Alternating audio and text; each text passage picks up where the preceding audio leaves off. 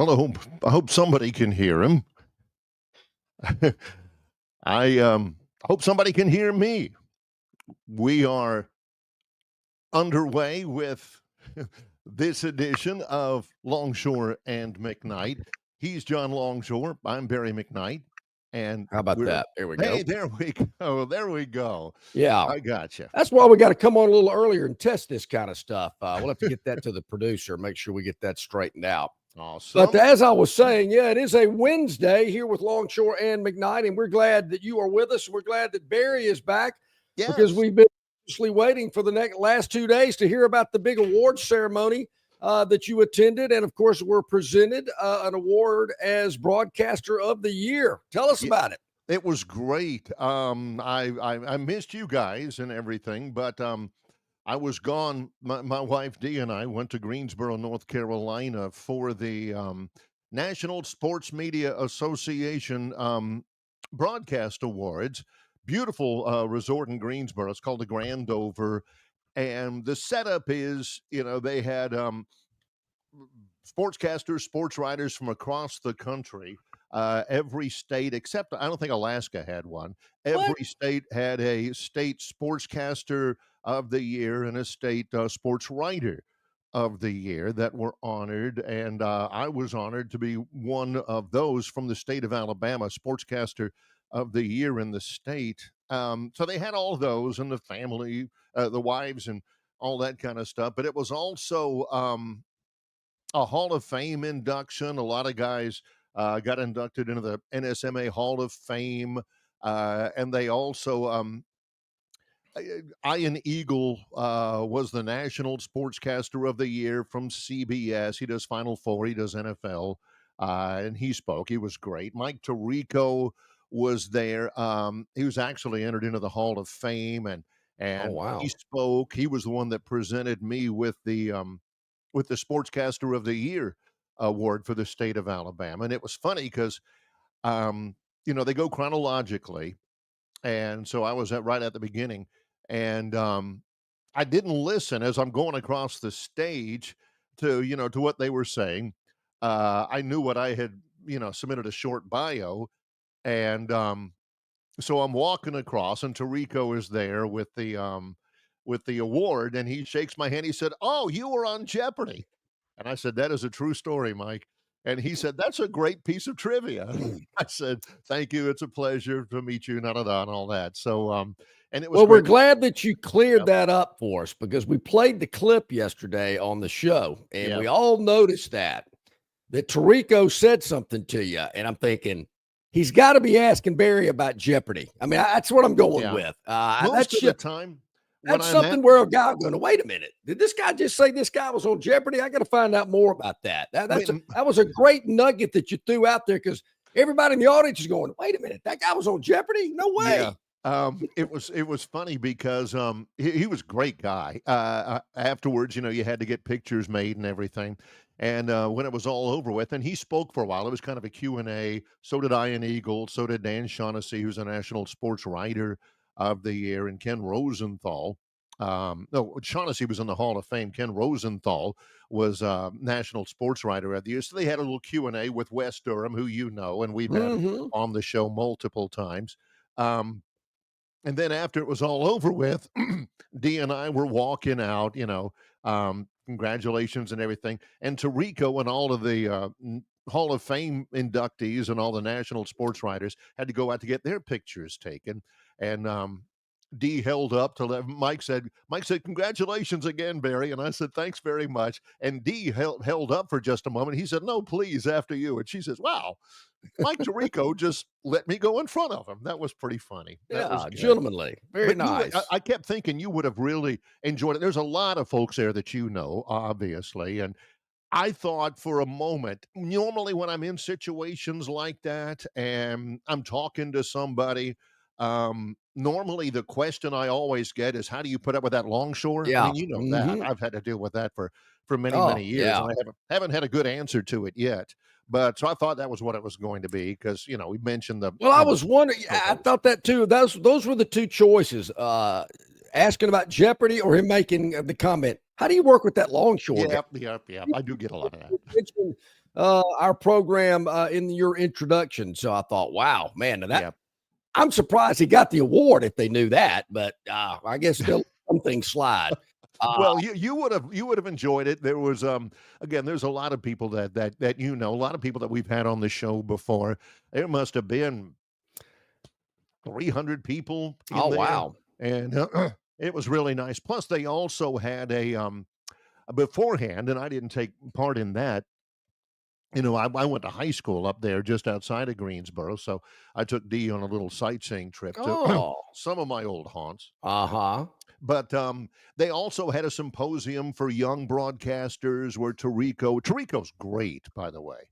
Dan Shaughnessy and some of those guys. Bob Kessling, who you know real well from the Vol Network, he lent his time for that. Several of those talking to the young broadcasters and offering, insights and answering questions and stuff like that. We sat at the Alabama table. David Crane, who was the sportscaster of the year from UAB, he was there with us, my wife Dee, and there were 3 interns from the University of Alabama that were with us as well.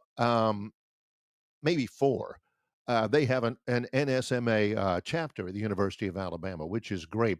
Dee sat to a young lady named Chloe, who was a student at the University of Alabama, and she was saying, "Oh, that's so cool that you were on Jeopardy!" And we were talking about mutual friends of ours, Chris Stewart, and some of those guys, and all that kind of stuff. And it was just really a good thing. Not only the fact that you get recognized, which I gotta admit is pretty cool, but also giving back to the young people. There were a lot of students. There was a national student broadcaster of the year from USC, and he was great.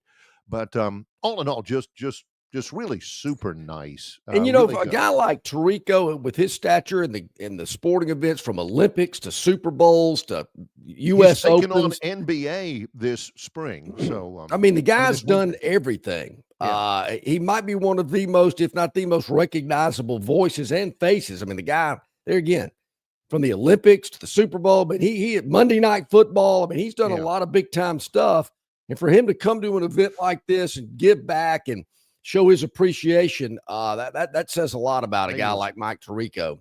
You're exactly right. He was there all day. I think the morning session with the students began at like 9:30, and of course he was there for the banquet, which began at 6, and was very accommodating with his time. Remembered my name afterwards. And no big mans or hey buddies or anything like that. No, none of that. So it was all really great. Wow. And it's all over with. Got my plaque and all that kind of stuff. So it's gonna go. Well, a couple of things. First of all, what's going on in Alaska? Dog sled racing. I know Iditarod. I know they still have the Great Alaska Shootout. Don't they play basketball? They do, up there? but it's not. Yeah, but it's not what they used to be. And I wondered about that because, we had the program, and the city of Troy was very nice. They had a full-page ad congratulating me. It was great. Oh, wow. But they have, the full program and everything. And I didn't catch it until I'm looking through it and seeing all the honorees with all their pictures and stuff. And I'm thinking it goes straight from Alabama to Arizona. And I'm thinking, hang on. Wait a minute. There's 50 states here, and I'm thinking, well, what could they do? We're here at the National Ice Fishing Championship. Fred's over there. He's into his second 6-pack of Natty Light. He's caught 1 salmon. Salmon. Fred, how you feeling so far? Freezing. Oh, okay. Well, back to you. We got Bob over here. Sportscasting. What is that thing? Is it called a rigger or a rig or something like that, where they burrow down through the ice to make a hole? And you got the big shack, the big hut or whatever on runners that you can just tow out there, and then you can make that hole, and then you sit there and drink beer and. Whew. Also, a question we were asked yesterday: why Greensboro, North Carolina? Well, it's interesting because that's where it started. I can't remember the name of the gentleman who started. It actually began in Salisbury, North Carolina, which is just south of there. And they had an idea. The event Monday night was the 65th annual event. And the guy in Salisbury just kind of began it. And it was never really I don't think early a banquet thing. They just gave out awards and everything. Then it morphed into a banquet, and then, well, hey, let's do something for the industry and invite, young students and stuff like that. And it grew too big for Salisbury. I think Salisbury, the gentleman who was the executive director is a guy named Dave Gorin, who's also the sideline reporter for the Wake Forest football network. And he's done a great job with that. I mean, he's getting Jim Nance has been there. Last year, Joe Buck was there. So it is really kind of morphed into, it's always been around North Carolina, which is one of the reasons why Wes Durham got involved with it. Wes, of course, guest on the program, does ACC football and basketball on the ACC network. He's also the radio voice of the Atlanta Falcons. His father was the longtime radio voice for the North Carolina Tar Heels. Broadcast Jordan and James Worthy. All those guys. And so his father used to be very involved with it. Now Wes is. It's just kind of morphed. It's always been in North Carolina. Now it's in Greensboro at a beautiful place.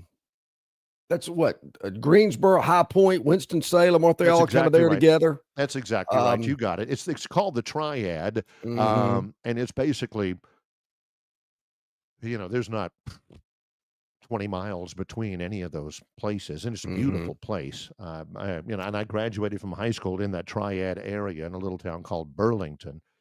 So yeah, there was a little bit of a homecoming for me. It was just a great night. Man, it was really good. It was really well. Good. The video clips that we got were impressive. They were fun. We enjoyed playing those yesterday. I'm glad you did. I appreciate everybody reaching out. It was good stuff. But well deserved. Thank you. A long time coming. No doubt. It should have happened years ago if they asked me, but they didn't. But I gave them my opinion anyway. Well, wait a minute. You expect me to believe that? I appreciate that. I'll fill you in on a couple of things that happened while you were away. Gurn Sr. filled in, did some great work in your absence. I want to appreciate him for joining us over the last couple of days. I think John from Wetumpka has woken up. I don't know if he thinks the Braves are about to make the turn, if he's feeling something that nobody else is feeling, but he's hit me with those attendance figures and, how many people go to baseball games compared to football games and things of that nature. He's reaching into that bag of tricks as he's done many, many summers ago, and we're still not to the All-Star break yet. We're getting close, but man, I don't know. Things are tough. John doesn't. There's a story there. There was a former sports writer for the Montgomery Advertiser. His name's Mike Tankersley. Great guy, good writer. And he took a little bit of issue with John's statement that we in Montgomery ought to be a Tampa Bay Rays town. Yeah, because the minor league affiliate of the Tampa Bay Rays in Double-A baseball in the Southern League is the Montgomery Biscuits. Mike said, no, and I say the same thing. I love the Biscuits. I'm glad for that. But the major league team that people follow are the Braves. And John says, why? Yeah. When he also says, I don't believe it, Braves town. Nobody watches the Braves. Give me a break. They're boring. Yeah. Well, and he invited, to John's credit, he issued an invitation to Mike Tankersley to be a guest in the studio. None of this call-in jazz or anything. No. And I happened to be in the studio that day as well, and we were looking forward to it. We had promoted it pretty well. And Mike, great guy, Mike walks in, and he has got, oh my gosh, I wince now even thinking about it. He has got a folder full of pie charts and coverage maps. And bar graphs, color coded and all this kind of stuff. And I got, I said, don't give me your blinking and buzzing and all that kind of stuff. John wasn't having it. Broadcast map. Wait a minute. Yeah. What is this? Sure. What is this? Am I in statistics class? Did I wake up back in I said, Mike, can you give me a spreadsheet for how much money these radio affiliates are bringing in from advertisers carrying these games, or they just need some programming so they don't have to run dead air at night. I mean, he didn't like that response. That didn't go over well. At just the memory of all that, because God bless him, his heart was pure. He came in, obviously, having done a lot of work, and as soon as I saw those pie charts, I tried my best to, to goose him up. And okay, I got it. What's your next one? John wasn't having it. John wanted to know, like in this instance with John from Wetumpka. John didn't want to know about, radio coverage and number of affiliates. John, this is what John wants to know. This is what John will bring up right now. 8 games under 500, 2-game losing streak. Ooh. 11 and a half games out of first place. Yeah. John's like anybody else. He respects the hardcore, dyed-in-the-wool, rain or shine Braves fans out. Yeah. And this is what he's been waiting for. How many of them are watching and listening to the Braves now? I mean, when they're, according to John, eking out a division championship in a weak division. Everybody's doing the tomahawk chop. But what about right now when they really need you? When they need your support, when they're struggling? Right. How many of you are watching now that they've lost 2 games in a row, including getting shut out yesterday? You don't have to give us all the gory details. Oh. That's wow. John wants to see a pie chart on that.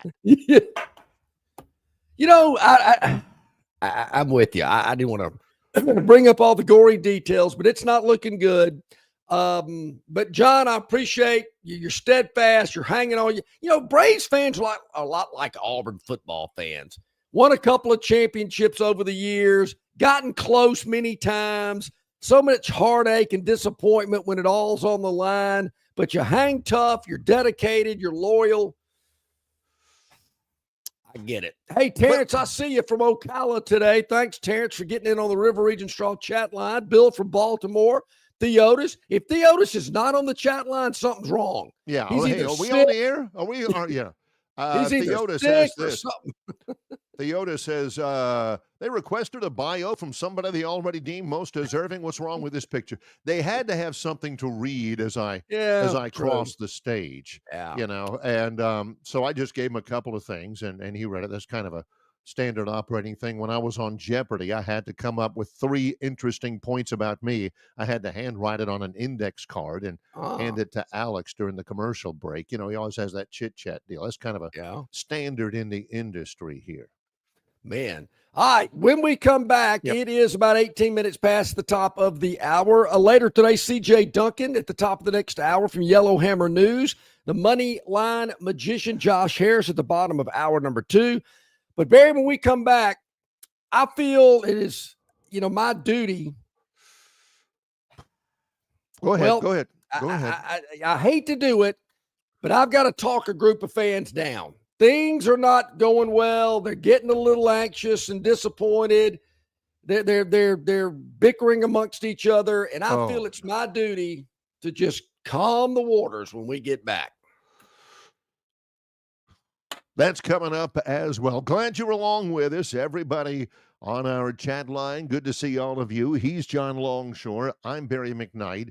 In association with Yellowhammer News, it's Longshore and McKnight, presented by Bud Light. July the 7th is your last chance to take advantage of below employee pricing. Save thousands until July 7th at Stivers Ford in Montgomery. Up to $19,000 off new 2024 F-150s. That's up to $11,000 below employee pricing.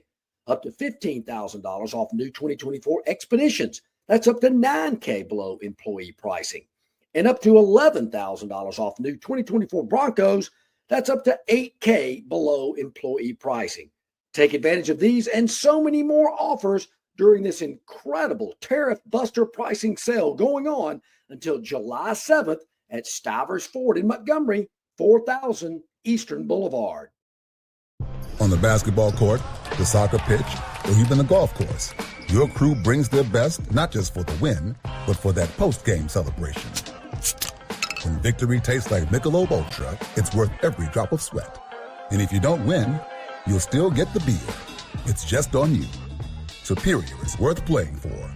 Michelob Ultra, 2.6 carbs, 95 calories. Superior light beer. Enjoy responsibly. Copyright 2025, Anheuser-Busch, Michelob Ultra Light Beer, St. Louis, Missouri. Located just 8 miles north of Alabama's state capital, Capitol Hill features 3 18-hole championship courses. With more than 1,500 acres of golf and nature, the pure magnitude of this facility is amazing and allows each course to be drastically different from the others.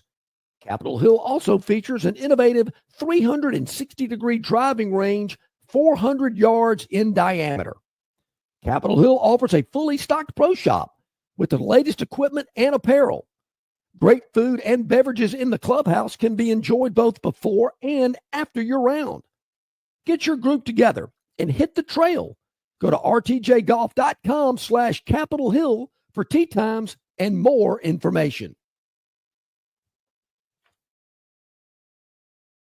Okay, welcome back in. About 21 minutes past the hour on this Wednesday edition of Longshore McKnight, presented by Bud Light. Easy to drink, easy to enjoy, in association with our good friends at Yellowhammer News and yellowhammernews.com. You can check us out there with videos and content, a wrap-up of the show each and every day. Really appreciate our friends there at Yellowhammer News. You also can check us out on Facebook, on YouTube, on Instagram, on X, on Spotify, so many other ways to check us out. We really appreciate it. Hit that like button, hit that subscribe button, and tell all of your friends. So while you were away, Barry, we obviously talked a little bit, about recruiting, commitments. Oh, yeah. Things of that nature. I guess it's just part of this time of year.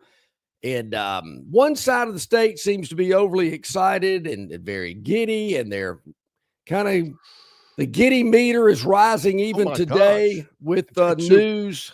As an example of that giddy meter, I mean, they are giddy. The giddyometer. Yeah, they are. The giddyometer. Yeah. One of the tools that I use for my giddyometer is the chat rooms, the forums, the fan forums. Sure. Yes, definitely. My gosh. Yeah. I got to tell you, I am impressed with the giddy factor of Alabama fans. Things are going well for them. To wit, Aubs lose 4-star wide receiver. Check this out. This must be Freeze's recruiting pitch. Will Auburn ever sign anybody again? Do we have any chance to flip Auburn's top recruit from Jemison?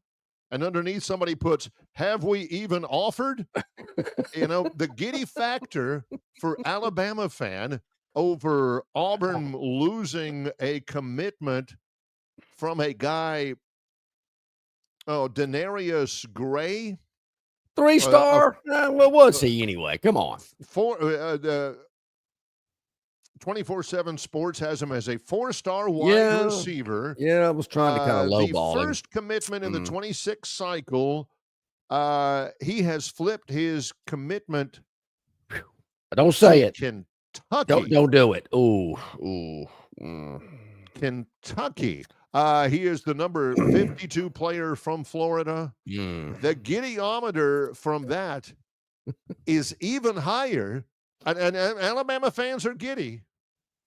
They're even more giddy about an Auburn decommitment than they are about an actual commitment from a 3-star wide receiver named Owen Cabell that Alabama was able to lure away from Illinois and Vanderbilt. Yes.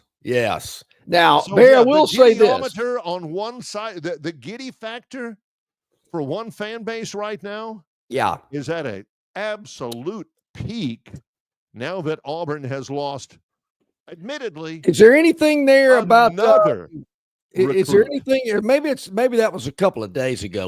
We've gone through that news cycle about this washed up tight end from Penn State that's wanting to play quarterback. So Auburn said, yeah, you can come play quarterback for us. Or is that cycle already gone through? I think his name is Foul Zone. Yeah. It has not gone through. Okay. That's still hot and heavy on the forums, if you know. If you care to guess. Even now, the one that started to lose a little steam is the 6'7", 350-pound kid who's never played a snap of football in his life from New Zealand. All right. That I one, knew there everybody's starting to say, okay, this kid's going to be They've moved on. Okay, I got it. Okay, I just want to make sure the news cycle has gone through the proper time frame on these guys. All right, I will say the first about the 3-star that broke the hearts of Illinois and Vanderbilt. If you look back on it, I understand this young man is extremely fast. Run, whatever 40 times are worth. I'm told this guy can really burn the jets. He's got great hands, whatever. Yeah, sure. But I do remember a couple of other white wide receivers in Tuscaloosa. One transferred from Bowling Green, the other one from Oregon State. They were pretty good. I mean, they were kind of, you got to mix in this guy kind of almost as a decoy, and then he kind of puts you to sleep. And you go, wow, man, that white guy can motor. He's pretty good. We better cover him. And there's a history of that in Tuscaloosa. So I kind of see that guy filling that role, if you will. The guy from was it Garrick Dieter? I know who you're talking about from Oregon State. What's such a talking point about a fast white kid? Well, every now and then they're pretty good. Didn't Julian Edelman make a killing playing with Tom Brady in New England? Yeah. That guy was unbelievable. That's exactly. Wes Welker? Huh? Come on. Sure. Yeah, okay. Exactly. Yeah. So as for, now look, and I know Bama fans a little giddy because, Rodney he's 4 for 4 on the Firecracker 5. Sedarian Moore is allegedly the 5-star's going to commit today. And, Bama fan, it's ho-hum, another 5-star. Here we go. Talk about a big 4-star D lineman later in the week. Another 5-star safety on Saturday. I mean, they're getting a little giddy, a little cocky, but things seem to be pointing from people in the know that, these 5-star players are going to commit. And okay, that's fine. You got to do something with them when you get there. I understand that. But with this latest defection at Auburn, and of course, what's going on in the wide receiver room, why are these kids leaving? Do they feel like they're being developed better at other schools? I didn't know Kentucky developed wide receivers as well as they did, but maybe they do. Cobb? Come on. Maybe they do. But here's where I want to talk people off the ledge. Look, here it is. We're not even to the 4th of July yet. And I know Bama fans are a little giddy and excited. I get it. I've seen it, believe me, many times before. And I think at the current day, at the current rankings, Bama is 7th in the recruiting rankings for what they're worth. Because a lot can happen between now and then. But 7th's not bad. Yes. 7th? They have the most 5-star commitments so far of anybody I noticed as I scroll down the board. All right. 247's got them at 7. Here on 3's got that giddiness. Is that giddiness? Well, it's not good enough. Giddiness? It's not good enough. Okay, this is where John's talking to. Okay, I got you now. Yeah. This is Bama where John's fan is wondering why Southern Cal, Georgia, Notre Dame, Texas A&M, Ohio State, and Miami are rated higher than they are. That's what they're asking. This is what I don't want to have happen, and I'm with John in this boat. This is what I don't want to have happen. With the giddiness that Bama fan has, believe it, much more so about the Auburn commitment defections than about the number 7 class. So far, much giddier about that than they probably should be, but not giddy enough, I think, because 2 things. Number 1, admit it, guys, you were real doubtful about Kalen DeBoer when he came to Alabama. He was from Washington. He's from the Midwest somewhere. He's been coaching NAIA football. This boy don't know how to recruit down here. He don't know how we do it down here in the South and everything. I don't want you to go overboard in obsessing about Auburn and not understand the depth of the truth of this, that Kalen DeBoer is recruiting his behind off right now. I'm with you there. All of those questions you and I had, not questions, we just were waiting and seeing about whether or not he had any recruiting chops. John, he is recruiting very well. I'm with you there. I totally agree. I think I'm amazed. I really am. I'm surprised how well they've been able to recruit. And in that number 7 position, I think it's interesting, Barry, because every team ranked higher than Alabama has a lot more commitments. Alabama just doesn't have as many commitments as these other schools do. They've got 16 at the moment. Southern Cal in the number 1 spot's got 30. Georgia's got 26. Notre Dame and A&M both have 22. You can sign as many as you want as long as you're under 85 total. I mean, there's no doubt about that. The other thing about I will say this. I'm not sure that the correct word Bama fan is obsessed.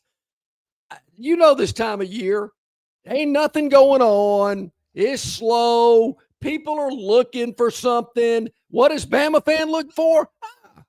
Let's see what the Albs are up to. This ought to amuse us. That's the other thing about it.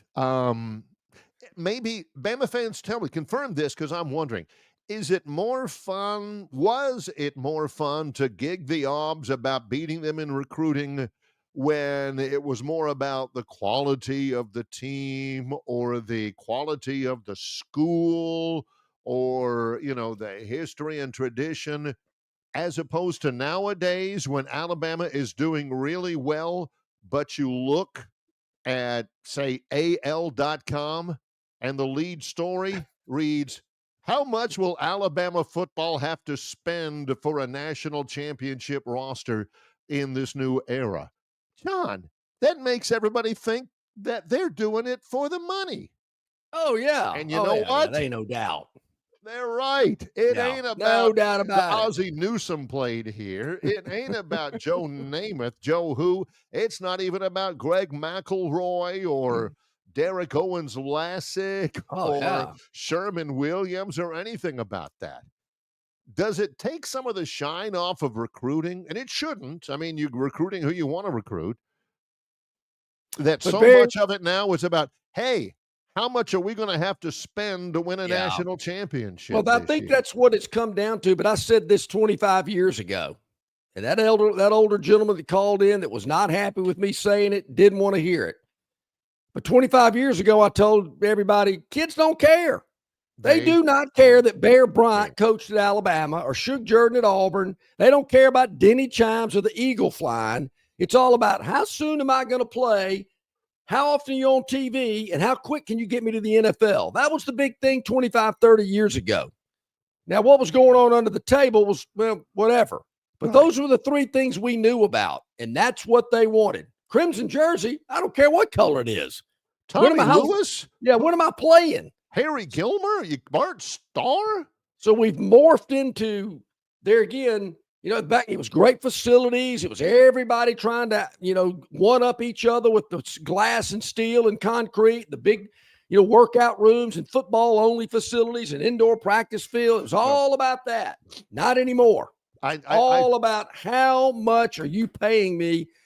And you can't brag as much, maybe, because, So this weekend over the 4th, I'm going to be with my all brother-in-laws. And will this happen? Yes, it will. I will set up Junior to say something like, "Hey, Dad, Bama just got another 5-star in front of them." And I'll go, "Huh, really? Whatever, new day. Yeah. What are those Albs doing?" And that'll be my response in front of them, just to get their goat, knowing, because I know it's going to irk them that Junior's going to say something about another 5-star, and my response is going to be going, well, whatever. What are the Albs up to? Yeah, that's what I want to know. So we have this reaffirms my steadfast belief that we have the smartest viewers and listeners of any show of our type out on there, because they're smart enough on the chat line presented by River Region Straw. Call Kenny at 669-5959. You can text him as well for all of your premium long needle pine straw and seasoned firewood needs. They have utilized one of my more unsung longshoreisms. Okay. In a couple of different chats.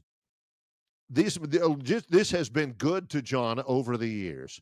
Curtis says, commitment schmittment. There's an M in there. Commitment schmittment. It means nothing until they sign. We all know that. That is a great longshore tool through the days. And again, also Theotis Longshore, Smongshore, that was always good for John. Yeah. Anything that rhymes to get your point across, I'm a big fan of. But here's my in wrapping up. Okay, yep. My Auburn you're friends. Be your brother-in-law. Yeah, but that's coming. Yeah, that's coming. I'm already kind of planning out what I'm going to say to gig him. Look, here it is. Not even to the 4th of July yet. But to my Auburn friends out there, and I have many of them, believe it or not, I know people are going, there's no way an Auburn guy would be friends with him. I'm telling you, got a lot. He really does, but they have sworn John to secrecy, never to mention their names. Yeah. Look, I know when you're going through the recruiting rankings and you're scrolling down and you got to hit the load more button and you're kind of exhaling going, uh-oh, this ain't good. Load more. And you're scrolling. John, some of the Auburn fans, they're on dial-up, so they have to wait for a low 57, 58, 59. It's tough. So don't just let it get. It's just the 4th of July. Don't let the 89th position get you down. It's America's birthday, 249. We need to celebrate this great country and have a great time, and that should be in the forefront. The 89th position in the current recruiting rankings, don't dwell on that San Jose State, Nevada, Texas State, Idaho, South Alabama, Tulsa. I could go on and on, but I'm not. Because I think by the time that we get to, as Curtis says, signing day, things will be a little bit different. I hate bringing this up, Barry. I really do. Well, yeah, I can tell the pain and anxiety in your voice, but it's even right now, it's applicable from way back when. John's prom date, when it was 12:30 in the morning, the night is still young. We've got plenty of time. Auburn fans, you've got plenty of time. The night is still young. Don't let 12:30 though fool you, because at 12:30, honey, you're looking pretty good. Yeah. And the next day you're going, what was I thinking? Yeah. When's your curfew? Yeah. Ooh. So in all seriousness, look, I know there's a little funning going on out there, and maybe there's some fan bases that are taking some enjoyment seeing these defections and these poll numbers, if you will. But, I think those numbers are going to turn around. Things are going to get better. And, just hold on. Be patient. Whenever he says, in all seriousness, I still have my doubts about whether it's all. And I know out of the 16 maybe there's a little seriousness in there. But every time he says, in all seriousness, it almost never is all seriousness. It's kind of like, when people say, hey, don't tell anybody. That means everybody's going to know about it. Or like this, when somebody says, hey, no offense, but of course it's going to be offensive. Sure it is. Oh, yeah, no doubt. Yeah. Look, just because there are 15 other teams in this league with a better rating than Auburn is right now, don't let that bother you. Look, you have nowhere to go but up. I've heard people say that before. Letter opener. When you're down and times are tough, hey, man, you looking at it this way, can only go one way but up. Got that going for you. There you go. What was that song from Robbie Neville? C'est la vie. No. There is only one way to go. That's right.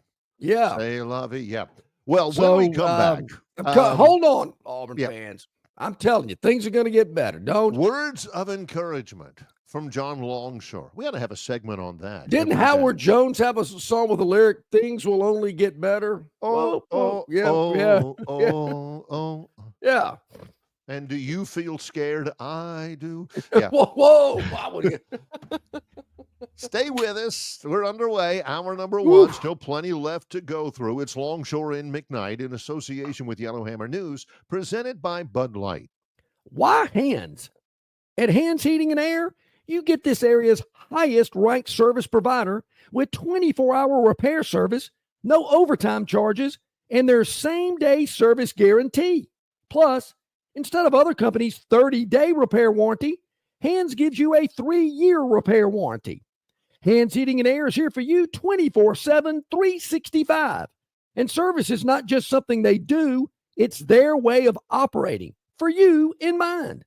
All of Hand's employees are trained to adhere to this standard. They work hard to ensure that this standard is maintained, and they are constantly looking for new ways to better serve you. Call Hands Heating and Air today at 508-5382. That's 508-5382, or find them on the web at 834hands.com. Following is a message from the Bud Light Party. July 4th is the most demanding holiday of the year. Justine just wants a half. Alex needs a hot dog without a bun. And Rose says her homemade veggie burgers taste just like the real thing. So this July 4th, stock up on a sure thing. Bud Light. It's a 4th of July fixture everyone can agree to agree on. This message approved by the Bud Light Party. Raise one to right now. Enjoy responsibly. Bud Light Beer, AB, St. Louis, Missouri. Dixie Electric Plumbing and Air rallies for you.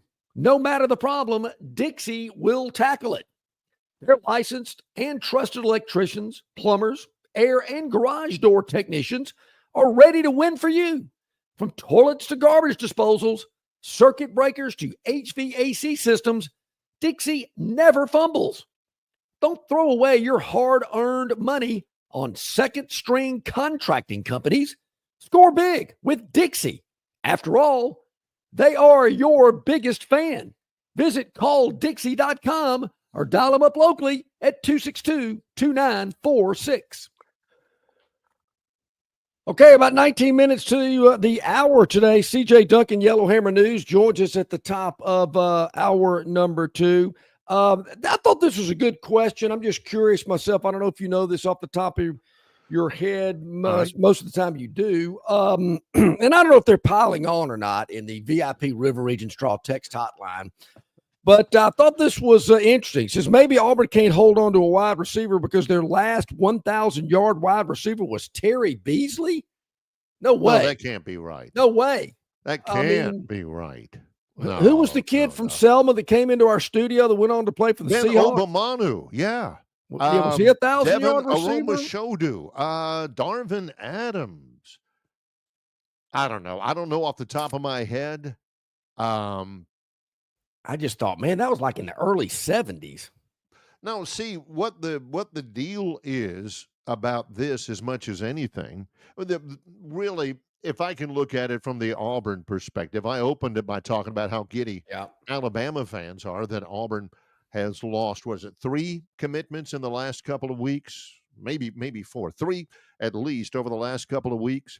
This is the injurious part to Auburn fans, John, is that you can't blame it on Harsin anymore, right? That's what that was. Am I right? Does that sound at least feasible? After his first year, well, he had to, build up, from the absolute empty cupboard that Harsin left him. Second year, well, it's getting better. It's getting better. Third year, all right. And now there's the patience has been there for the most part by Auburn fans. I'm hearing some of those rumblings. Athlons has got Freeze on the hot seat, and several other publications do as well. I'll be interested to hear what Phil Steele has to say about Auburn when he joins us next week. That's right. Yeah. I think, Barry, no doubt, season 3 is you got to start focusing in on the coaching staff and the head coach. But there again, we've said it all off season. Cannot let leads slip away in the fourth quarter.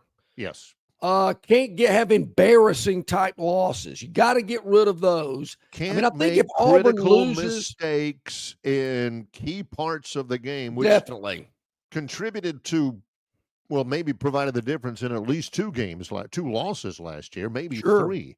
You cannot have things that look like coaching mistakes. No doubt. And I think if those areas improve, even if Auburn loses, if Auburn's 8-4, But those 4 losses are competitive. They're close. They laid it on the line. It's, not a lot of stupid mistakes, coaching decisions. That's gonna hurt, but it's gonna be, I guess they'll accept it. But if sloppy penalties, terrible play calls, let leads slip away, losing to teams you don't have any business. And I think the same thing about DeBoer. I mean, DeBoer doesn't need to be losing games to teams that he's a double-digit favorite against, which happened twice last year. Yeah. Both on the road, but they're opening up on the road this year as a double-digit favorite. Can't have those type things happen. So, yeah, I mean, people have asked us all summer, what coach is under the most pressure? Yeah, we'll be asked that a lot in a couple of weeks up there at SEC Media Days. I was already talking with a couple of guys up in Greensboro about that. Hey, I can't think of his name right now, but the broadcaster of the year, sportscaster of the year from Arkansas you'd recognize him in a heartbeat. We've never had him on. I can't even, I never had really met him. He's one of those guys that, high energy. And golly, I can't remember. I think because I met him, I introduced myself to him, and because he was in line, behind me to get recognized and everything. The Arizona girl was between us, and I introduced myself, and I said, "I've seen you every year at SEC Media Days." He says, "Yeah," and he looked at my name tag. He says, "I know you guys." Anyway, we were talking about that, about the start of the SEC. And he was asking about Freeze, and I was asking about Sam Pittman. And we both came to the general consensus that, Freeze had better start doing what you're talking about, not losing games badly, not losing, the fourth quarter like he has done several times, not making critical mistakes. But at least he ain't Sam Pittman right now, Pittman is maybe as nice a guy as there is in the SEC, but being a nice guy. Yeah, I'm with you. I like Sam Pittman as well. He's old school, but I'm not sure he's going to make it the entire year. I mean, their schedule is so tough. They got Notre Dame as a non-conference, and they're playing a lot of the big boys in the SEC. I think it's going to be tough. Well, yeah, my point is that people have been asking you all summer. I know you've had speaking engagements and stuff, and that's what everybody wants to. People have been asking me all summer. We're in that talking season. We get that. And I know we've probably said this in other ways before, but it's a different type of season requirement for Freeze as it is for Kalen DeBoer. But some of the factors are in common, John. Don't be losing games you're not supposed to lose. And that has been a bugaboo for Auburn for as long as I've covered Auburn. Even, Tuberville was famous for that. Winning games that, people didn't think he could win. But also every year, John and I would play a game to try to figure out which game on the schedule is Auburn going to lose that they shouldn't lose. That type of a thing. DeBoer can't lose a game the way he lost the Vanderbilt game, the way he lost the Oklahoma game. And all we've been hearing during the offseason is things are a little more or better in terms of being streamlined, and you've gotten over that first year, and people know one another, and the familiarity and how things are done, and you've kind of weeded out the people that don't believe and buy in, and you got the ones that do. And I think that was obvious with nobody leaving after the spring portal and whatnot. But we get all that, and I'm with you. I mean, I think year two's huge. There's more of a so-called maybe comfort factor within the football building. You never want to be comfortable, but you know what I mean. There's a familiarity to it. Got Ryan Grubbs back. I think that's huge. So a lot of things are pointing in the right direction, doing well in recruiting. We've talked about all these position groups all summer long, but if they don't deliver, if they don't make the playoff, I'm telling you, Bama fan, it's all about playoff. That's the point I wanted to make, is that there's a different level of expectations. Alabama had a better year than Auburn last year in DeBoer's first year, and Freeze's second or third. He could have a better year than Auburn this year, but still be in more trouble. Yeah. You know, I mean, Freeze goes 8-4. That's going to be fine. If DeBoer goes 8-4, pitchforks and torches, storming the parapets, you know, emailing the athletic director, all of that. So, yeah, you know, I mean, it's a different level for this year, but there's still the seats not cool for either coach. It is not. And, you know, I've mentioned this a lot as well. We've followed college football for a long time. And I remember as a child in the 70s thinking Alabama's got to win every game. I mean, they can't lose a game. And if they did lose a game in the regular season, it was like, whoa. And certainly there were losses, but you always had this mentality of, you got to go 11-0. Because if you go 11-0, you're going to play for the national title. This is before the playoffs and all that business. All right. You know, you had to go to the Sugar Bowl or the Orange Bowl to play for the national title if you win the SEC. And it kind of went through the 80s and whatnot and well into the 2000s. But now you just better get ready. The days of going undefeated are over. It'll happen once in a blue moon.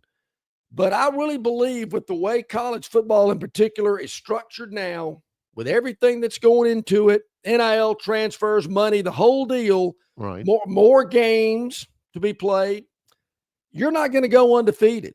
So you're Auburn, Alabama, Texas, LSU, Tennessee. If you go 11-1, you've had a hell of a year. Yeah, no matter what the context, no matter 10-2, you've had a good year. Yeah,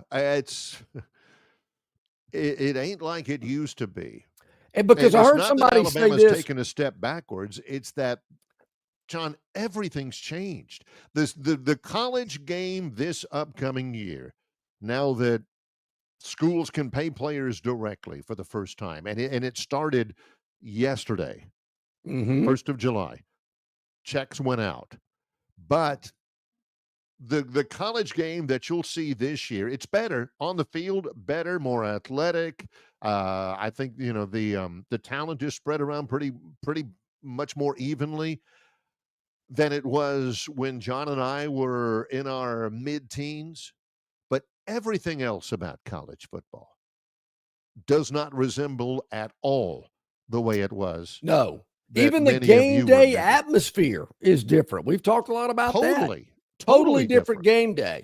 Yep. From pregame to postgame to in game to how it's played out with ribbon boards and music and all that type stuff. So pricing and all that kind of stuff. So yeah, if you still hold that old mindset of, by gosh, we better go 11-0 or 12-0, otherwise, you know, we need to make some changes. John's right. You go 11-1, you've had a heck of a year, and you better be thankful for it, because the old way is done. The old game that we knew it is no longer there, and you need to change your thinking just as the game itself has changed. Yeah, I mean, the days of your team going undefeated, it might happen, but it's not going to happen as often as it used to happen. No. Not often at all. Not often as much as maybe we were accustomed to back in the day. I think those days are few and far between. So, but yeah, you could have a conference champion go 10-2, because I've heard other people say this. You're going to have a lot of teams in this league going 9-3.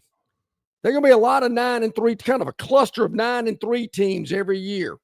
Some years more than others, right? But that will be 11-1 that are going to be the ones that separate themselves. See, I think that's valid. And John checks in with this. So, did you just identify Auburn's main obstacle? Lower expectations. 8-4 is okay. 8-4 is, there's going to be some dissatisfaction. Auburn has gone 8-4, 8-3 a lot. And a lot of people aren't happy about it, but I'm just talking about in the context of this year. It was so bad. You know, I should have got there. And for Auburn fans, or for Bama fans too, losing Denarius Gray to Kentucky is not a harbinger that this team is a 6-7. That ain't going to make a whit of difference this year. So don't get all caught up in the bad news now. Obviously, it's not great news. It's not a great direction that they're going in, but I have to caution Auburn fans every once in a while about this. You get a little stretch of bad news, don't go throwing up your hands and cashing in your season tickets and swearing off your team just because of the kid from Florida decommitting. So really, would 8-4 be bad? I mean, based on the previous seasons, I think 8-4 is pretty good for Auburn based on what they've had happen lately. But you want better. You want 9-3. You want 10-2. Is that realistic? I'm not so sure. The way Auburn's schedule sets out after that Georgia game, they're going to go on a run of a lot of victories before they get to Alabama. And they come to Jordan-Hare for the final game of the regular season. But once they get past Oklahoma, Texas A&M, and Georgia, to me, those are the three that are together that we're going to know what Auburn's all about with that trio of games. And then after that, they're going to win every one of them until the Iron Bowl at the end of the year. So 8-4, I can see that being realistic. 9-3, certainly possible. Mm-hmm. But you can't make the stupid decisions. You can't let leads evaporate. Got to make great coaching calls, things of that nature. I probably should have patented the phrase a perennial 8-4 program many, many years ago when I used to say that. Back then it was 7-4, or maybe it was 8-3. I gave them the benefit of the doubt. Who knows? But they can do better than that. Bob from Pike Road checks in. Yeah. This is totally different from we normally hear from Bob. Totally different. It's an entirely different contribution from the same old stuff. Actually, no. No, it's pretty close. John and Barry, quick question. Will golf pro Hugh Freeze make it to the Iron Bowl? Ranked 74th in recruiting behind Vandy. Throws in a little LOL there. Bob, that leads me to believe that your quick question wasn't exactly asked with the purity of purpose there. When you ask a real quick question here, and then you have an LOL behind it, I think you're leading us on to something. And 5 to 6 losses virtually guaranteed.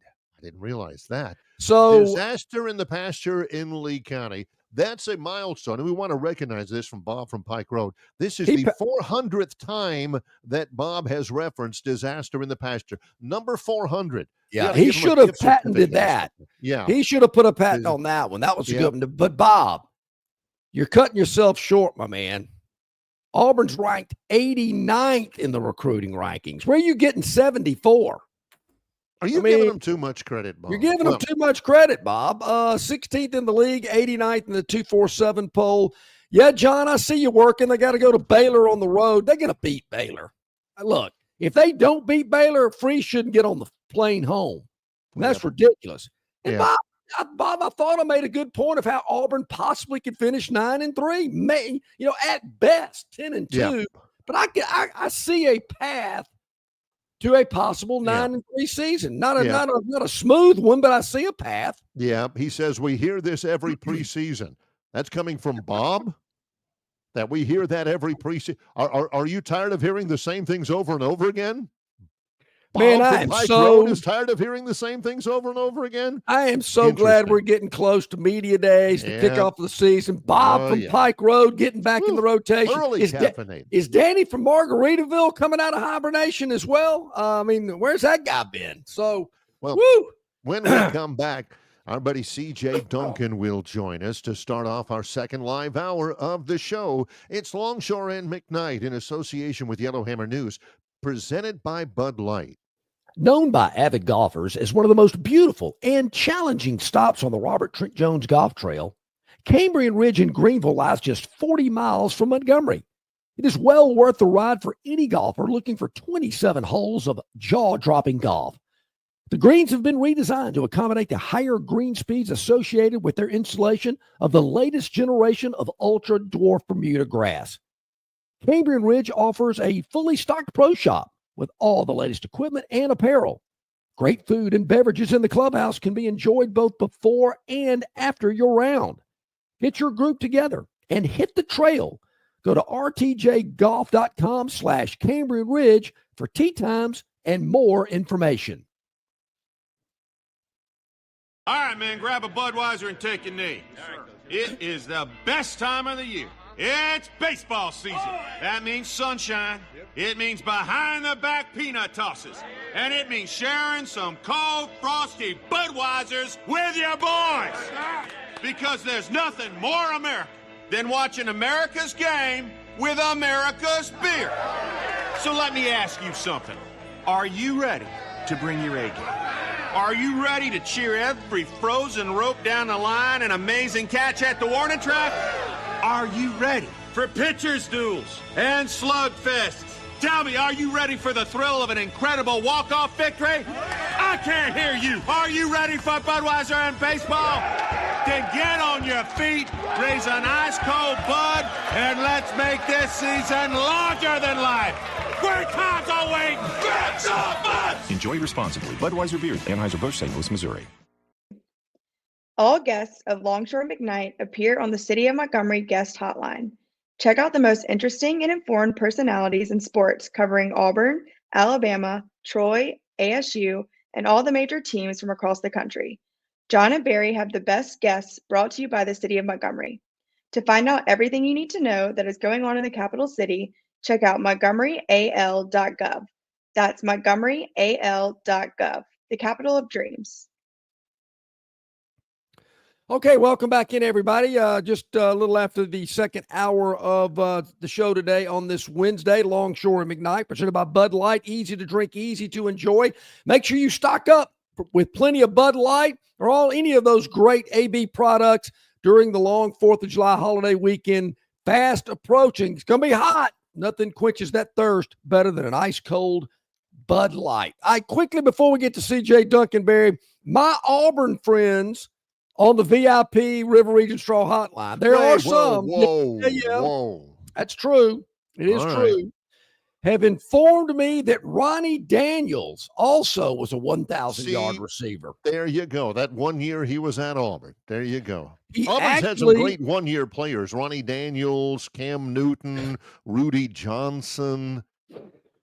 I think Cam was a half-a-year player. No, he was a student at Auburn for 2 years. Really? He got his degree from Auburn later on. I saw him in the student. He got a lot of mileage out of that moped. Good for him. I'm telling you. Oh my gosh. So Ronnie Daniels, Barry, in 1999 had 1,068 receiving yards. Terry Beasley only had 1,051 in 1970. So Ronnie Daniels had a few more yards, 17 more yards than Terry Beasley. So thank you. I'm told, please don't reveal who I am. I don't want that's part and parcel of being one of John's Auburn friends. Yeah. Don't let everybody know I'm an Auburn on the VIP text line. Do not reveal who I am. All right, we're going to reveal our next guest. He is CJ Duncan from Yellowhammer News. CJ, good morning. How you doing today? Good morning, guys. How are y'all doing? We're doing really well, trying to figure out, now that we're officially in this new era, as of yesterday, universities can issue checks to their student athletes. From your student athletes' days, which to us in the great grand scope of things was not that long ago, how do you feel? I mean, are you a little jealous? Is it a long time coming? Are you thankful that it's here, or is it or otherwise for you, CJ? You know what? I'm happy for the new generation. You know, we receive checks, but not the checks as large as they're going to get. You know, if you get off-campus housing, cost of living checks, things like that. Right. But you know what? I'm happy for the new generation, but I just hope that as we are transitioning into this, that we find ways to also educate while we're doing it. You know, just giving a lump sum of money can actually end up being, you know, more, it could be worse than it is good, right? So I hope that there's something put in place, and usually a lot of athletics, and they have like a student center or academic center within the field house, and hopefully you've got guys and women as well that will guide these athletes in the right direction when it comes to financial literacy. Yeah, I think that's extremely important, CJ, to just really have some education series with these athletes. And I know you can preach it all you want, but once you leave that building and you see that, pair of shoes or whatever your TV or whatever you're wanting, and having the willpower not to spend the money. I mean, to me, that's particularly for a young man like that, 19, 18, 19, 20 years old. I remember when I was that age, man, if I had an extra $10 in my pocket, I was spending it. Absolutely. Yeah, no, I think that's exactly right. I think what I realized as I've gotten into the so-called real world, because sometimes athletics don't always feel like the real world. But since I've gotten here, I've realized how many younger people don't know what like an average salary is for someone who is just coming into their job. I think that's what's amazing. I think if you start putting out like normal salaries for folks that are, no experience, 20 something years old, I think that may scare them enough just to hold on to a little bit of money. CJ, my oldest son just finished his freshman year at Alabama. He's home this summer, and he talked about it back in the spring. Man, I'm coming home. I'm getting a summer job. I cannot wait. It's going to be great. I'm going to bank some coin. I'm heading back to T-Town, and I'm going to be loaded. He comes home after his first paycheck. He's blown away about, in his mind, how little he's making. Yeah. And I'm thinking, well, what did you think you were going to make? I mean, you think you were going to rake in 50 grand this summer? I mean, give me a break. I'm telling you, it will shock you how many kids don't know what that number looks like. And once you start paying the bills of real life as well, you want to be able to get around A and B. There's a note. You want an apartment. You want a decent one.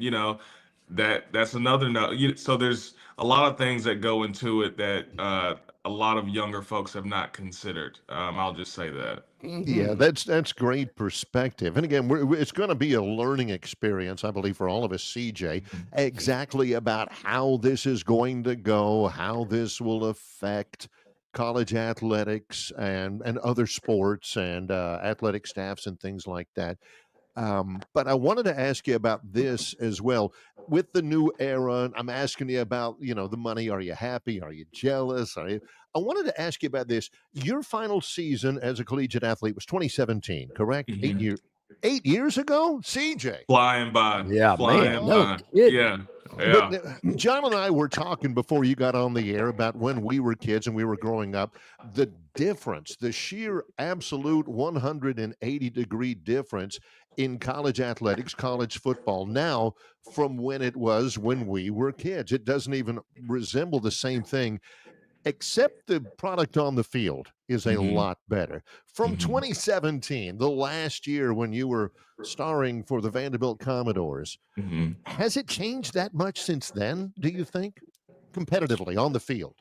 Competitively, I think I think this generation, you could kind of stick into my generation. I don't think we're too far out in a sense. I think, as things evolve and as you get into new generations, the athleticism gets better, the speed gets faster, guys get bigger. Right now, it kind of feels very similar to what the college football that I was a part of. But I know that as time continues to progress, you'll see it because I'm seeing eighth graders that look like grown men now, and I'm seeing sophomores that could, be a left tackle in the SEC, and they still have 2 more years of high school to go. So as a guy who's still kind of engaged and involved at the middle school and high school level, I see it coming, right? I'm like, well, that kid's different. We didn't have kids looking like that when I was coming up. So I think right now,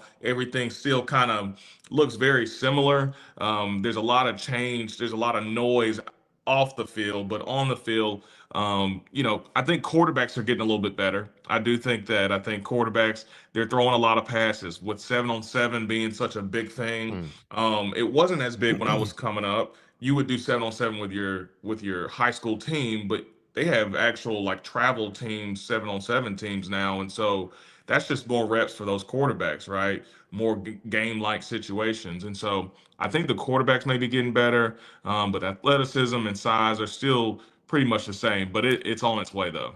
You know, it's interesting, CJ, you talk about the evolution of the passing game. And you see it so much now in high school football and college football. I mean, I look back and, you know, when I was growing up, Alabama ran the wishbone. They rarely threw the football. When I was at Jeff Davis, if we threw 10 passes a season, that was a high. You know, you just didn't. You just ran the ball all the time. You found that great running back. You put it behind that big, bulky offensive line and just mowed down the field. I wonder when that all changed, though, because you talked about athletes getting bigger. Are they in the weight room longer? Are they in the weight room earlier? Is their nutrition dialed in a little bit better as they get younger to work their way up? And then you see these guys in high school, these high school kids that can sling it, you know, like you've never seen before. Just how it evolved from just the 3 yards in a cloud of dust to a bigger, stronger, faster athlete, and the aerial game being a bigger part of it. Absolutely. I think you're exactly right. Even when I was coming up, when Coach Jimmy Perry was leading our troops, you know, he's an old school guy. He, you know, coached at Lee and St. Paul's and, you know, several schools also at Auburn. He was very similar. I was a very capable quarterback throwing the ball, but I tell you what, if I had 15 pass attempts, I was happy. You know what I mean? Like, you know, but you know, it all, I remember several times where, you know, I'm rolling to the sideline and I throw the ball down the field, hits a receiver, he drops it, and before I can even get back on the field, I'm on our sideline. He goes, CJ, he goes, that first guy ain't open. We're a lot better when you're running the ball. So just let me simplify it for you. Yeah, he's like that guy. He's not gonna catch it. So just run it, you know. But no, I totally agree, and I think that. It just kind of gets passed down, right? You know, as the NFL changes and college changes, and you've got folks like Gus Malzahn and Lane Kiffin, and that's what kind of gets the kids excited. They see the scoreboard getting run up, and so now you've got kids starting really, really early as far as understanding the game. I was talking to some 6th graders that are going to 7th grade next year in the fall, and they're telling me what cover 2 is, cover 4 is. They understand the concepts. They know what they're looking at, right? And so now it's just about, okay, how can you process it faster? They know what it is. Now it's about going through the process, and the only way you can do that is by playing in game-like scenarios, and that's where the 7-on-7 comes into play. And so I just think that, and I know when I was in college, I would bring they would give us like a book, and that's our workout book for the summer, or the time that we have off. We weren't on campus, and it was like a pamphlet with all our workouts we were supposed to be doing, very regimented, day to day, this type of thing. Well, when I was in college, I'd give it to my younger brother, and he's still 6 years younger than me. So him coming out of high school looked a lot different than me coming out of high school, because he was already on a college workout prior to getting to Mississippi State. So he was like, when he got to Mississippi State, he was ready to play as a freshman because he'd already kind of been through all those things. So I just think as time evolves, you get more people that are each one teach one kind of thing, but then also you get these young quarterbacks that are so knowledgeable already, and all they need now is just reps. And so that's where 7-on-7 comes into play. Well, it's a new era. It's all evolving, both off the field and on the field, and getting better and better and more at stake for the young people. That's great perspective, CJ. We always appreciate you joining us and giving us that. And I did want to ask you this, with it being the 4th of July weekend coming up, we're kind of reminiscing a little bit and talking back. We asked some of our guests earlier this week, kind of getting a poll. And this might be hard for you to narrow down, CJ, but we've asked people this week whether they played or whether they covered the sport. Their 3 most memorable games for you personally. Maybe a game, whether it was baseball, football, high school, college, whatever it may have been, but a game, maybe 3 sporting events that stick out to you more than any others that you participated in. All right. Okay. All right. So I have Um, I've got three, and that three could change next week, really Yeah. could. But off the top of my head, it would be my last game in Neyland Stadium against Tennessee. Probably had the best game of my career there. That was very exciting. And it was a good transition to the next level and next phase of life. If you have a bad game, a few drops, you will never forget about it. But that particular game caught everything that came away, had a touchdown, and also I was 1 yard short from 100 yards against Tennessee. So that was a big game. I will say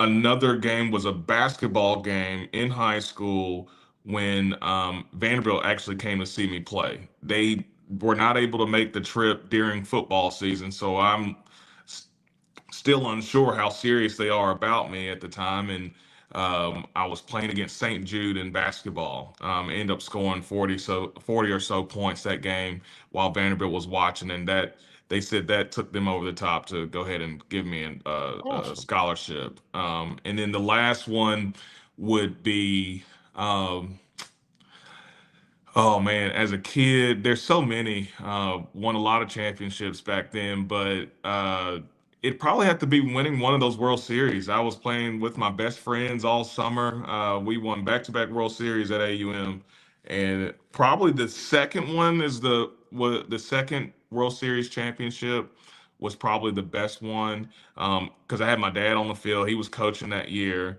And then it was just truly a team effort. We were no longer hunting; we were the hunted, and there was ups and downs, ebbs and flows. And then a guy who probably wasn't the best player on our team, he hits a home run to put us ahead, and then I make a play out in the outfield. It was a lot going on, but we kind of our winning spirit pulled us across the finish line. So I would say that second World Series championship. Oh man, I did look this up. The game he was talking about against Tennessee, Vanderbilt won that 42-24, and CJ 6 catches, 99 yards in the touchdown. I think it was CJ's threat deep is what allowed the running game to open up for Ralph Webb to rush for 163. So it's all interconnected. Yes. Yeah, it's a team game. Yeah. Ralph had a huge day, and I think that game actually put him in the Vanderbilt record books as well. He was kind of chasing a mark to be the all-time rusher or something like that. But I remember because he stayed in the game. I don't know if it was a single game record or just career record, but I remember we were whooping them, and usually they get the backs out of there pretty quickly so they don't get beat up. And Ralph was still in with like a few minutes left in the fourth. I'm like, what's going on here? He must be getting close to something, So, and coach was like, hey man, make sure you still block. I know, you don't, y'all don't do that often, but make sure you still block. We're trying to get some yards. So, that was a fun time. I mean, putting 42 on Tennessee in Neyland, whoo, that had to be had to be good. So that ride back was awesome. I can imagine. I had two quick follow-ups. What was your favorite sport growing up? Because obviously you played a lot of them. Yeah. I would say football was definitely my favorite, but baseball was a close second. I played basketball just to, I grew up loving basketball as well. But as I got older, I definitely just kind of football, baseball kind of guy, and played it all the way through. I even considered in college, like trying to, try out for the baseball team at Vanderbilt, but decided against it. So, and then when you talk about basketball, you hit 40 in a game against St. Jude. I mean, my average, CJ, was about 4 instead of 40. But even when I averaged 4, I wasn't playing defense. It was all about offense for me. If you're pumping in 40, how much defense you playing? You know what? I was really good on the help side. I don't know about on ball defending, but there was one year where I averaged 28 a game and came up. I was like runner up in play of the year. And my family, we just all thought it was so funny because we were like, people don't realize this is your third sport. You don't put any effort into basketball. You'll throw outside, you'll do long toss all day or be in the batting cage, or you'll go throw with your brother all day. But basketball, we hadn't seen you bounce one in a while, and now you're runner-up player of the year. So, honestly, it was one of those things where I knew I hadn't put any, significant time into it. So every time I hit the court, I said I have to be the best athlete today, and whatever happens, and it worked out. So there you go. I would say it's worked out. CJ, always great to talk with you. Thanks so much for the time and the insights. Always valuable to us as well. Thanks a bunch. Thank y'all. I appreciate it. Look forward to talking with you next week. Yeah, have a great 4th of July, CJ. Yeah. Thank Happy you, buddy. 4th. Yeah, same to you, my man. Great stuff, man. What stories? Just incredible. I wonder how many of that 40. How many of them were threes, you think? And I'd like to know. Big, strong, physical guy. Did he mix it up down low, or did he just, pop it from the outside? I just wish they'd have had that 3-point arc back in my day. Man, I was jacking up shots from 19-9, and they didn't even have the 3-point line. I had somebody was talking to me about CJ, how much they enjoy our visits with him and how much they get out of it. CJ's really successful in his career and everything. I said, it's really frustrating sometimes to listen to CJ because he knew CJ or he had watched CJ play in high school and, didn't know him but watched him, heard of him, followed him at Vanderbilt, and he was really good at Vanderbilt. In the NFL, he had those opportunities as well. He said, and he's even a better guy than he was an athlete too. He says, makes me kind of feel like I want to do better myself, because golly, there's just CJ. How can somebody not like CJ Duncan or not respect him or respect his athleticism or just what kind of a guy he is, So he is. You're exactly right, Barry. He got some great parents, his mom and daddy, and man, I'm telling you, they raised those boys right. I can promise you that. All right, when we return, I believe it's time for the Phantoms Daily Dog. I'll enlighten you when we get back. We got a selection today. We'll talk about what's happened so far this week. Gurn Jr.'s Victoryland 777 Topic Wheel later this hour. And Josh Harris, the Moneyline Magician, in about 8 minutes or so. It's coming up in association with Yellowhammer News, Longshore and McKnight, presented by Bud Light. Phoenix Physical Therapy is ready to help patients recover, recharge, and rise. They develop a customized therapy plan for each patient to get them back to enjoying their favorite activities. Their experienced team is committed to providing exceptional care in a professional environment. Whether you're looking to prevent or treat an injury, recover from a recent illness, or recuperate from surgery, schedule an appointment with our clinic and take advantage of our physical therapy, athletic training, workers' comp, and employer solutions service. Experience elevated physical therapy today. Call Phoenix Physical Therapy at 239-9316. That's 239-9316. It doesn't matter if you're running drills at the park, playing pickup on a Saturday, or sinking the final putt. When you compete with your friends with Michelob Ultra on the line, competition isn't that friendly. The trash talk, next level. And the stakes, those are crystal clear. With only 95 calories and superior smooth taste, it's the ultimate trophy. Superior is worth playing for. Michelob Ultra, superior light beer. Enjoy responsibly. Copyright 2025, Anheuser-Busch Michelob Ultra Light Beer, St. Louis, Missouri. Local banking expertise, the newest innovations and technology, personal attention, genuine hospitality. It's all just part of the Riverbank and Trust difference. They invite you to experience it for yourself. Welcome to banking above and beyond at Riverbank and Trust. Locations throughout the River region, locations throughout the state of Alabama. Riverbank and Trust.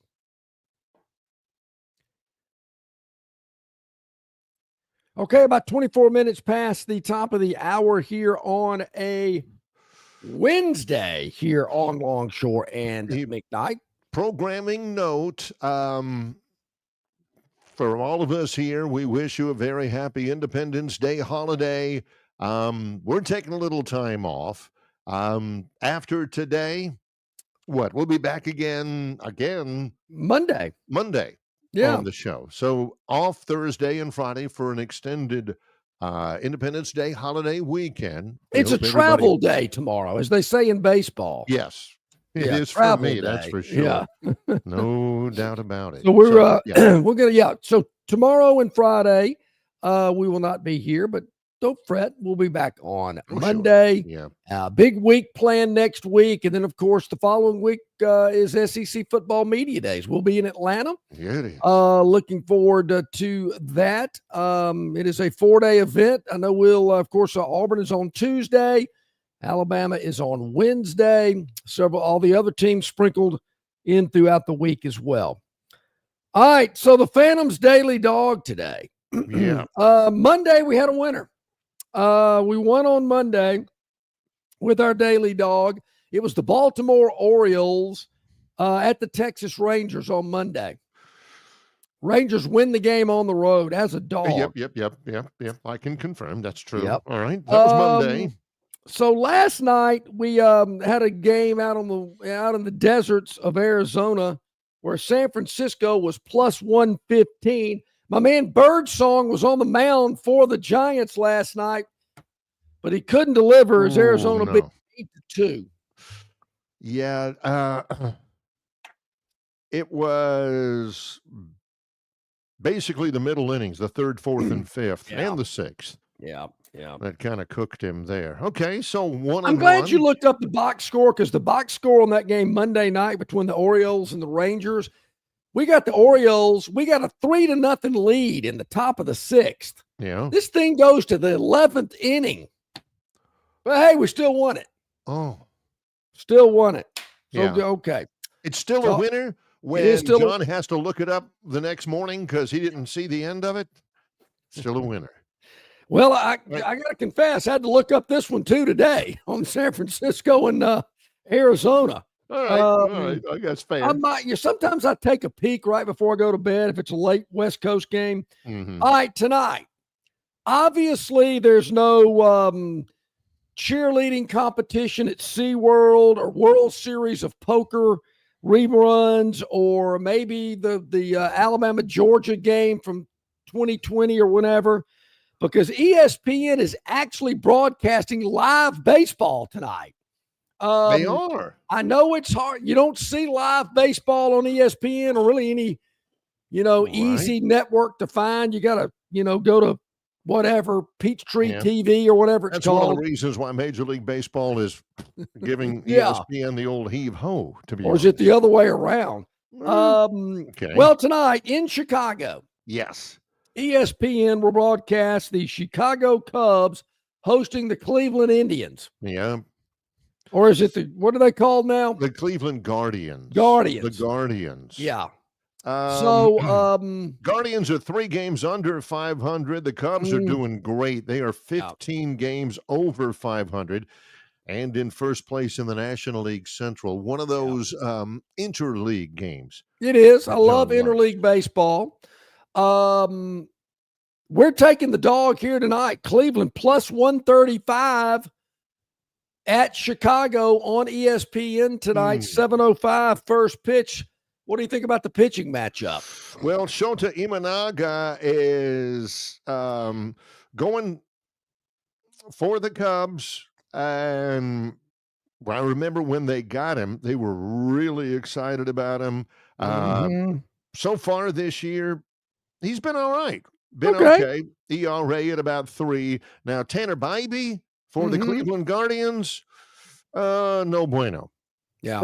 4-8 this year. Yep. Decent ERA at 3.9. Okay. Big, strong guy, could go a long way. We'll see. See, Barry, that kind of, to me, factors into that game I picked several weeks ago where this kid was making his major league debut. Yeah, people and I was telling John, wait a minute. Wait a betting minute. on this guy. Jacob Misiorowski for the Brewers. He ain't never pitched before, and you're picking him? Well, Misiorowski has been the best pitcher in the major leagues over the past 3 weeks.